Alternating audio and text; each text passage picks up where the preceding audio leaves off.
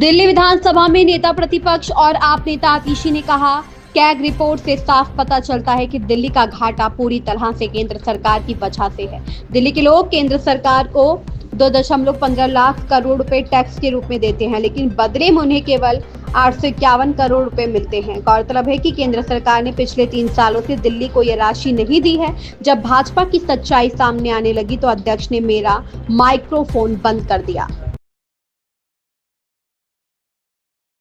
आप सीएजी की रिपोर्ट देखिए तो साफ नजर आता है कि दिल्ली में जो घाटा हुआ, जो दिल्ली के फाइनेंसेस में शॉर्टफॉल आई, वो सिर्फ और सिर्फ केंद्र सरकार की तरफ से वजह से आई।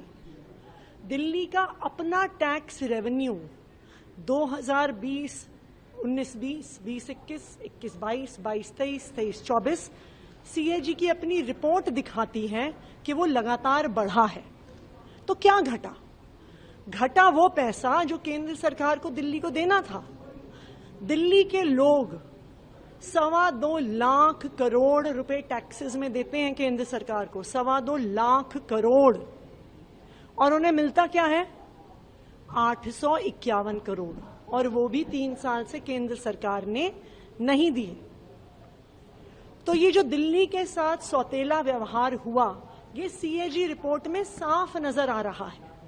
जैसे ही ये आंकड़े मैंने रखने शुरू किए कि किस तरह से महाराष्ट्र को केंद्र सरकार पैसा देती है शेयर इन टैक्सेस का, किस तरह से कर्नाटका को शेयर इन टैक्सेस का पैसा देती है, लेकिन Delhi 3rd highest contributor to government of India direct taxes है। दिल्ली सरकार को 1 रुपया नहीं मिलता। जब भारतीय जनता पार्टी की सच्चाई सामने आने लगी तो स्पीकर साहब ने मेरा माइक बंद कर दिया। ये बिल्कुल तानाशाही है, ये विपक्ष की आवाज को दबाने का तरीका है। और सबसे महत्वपूर्ण बात, भारतीय जनता पार्टी का जो पर्दा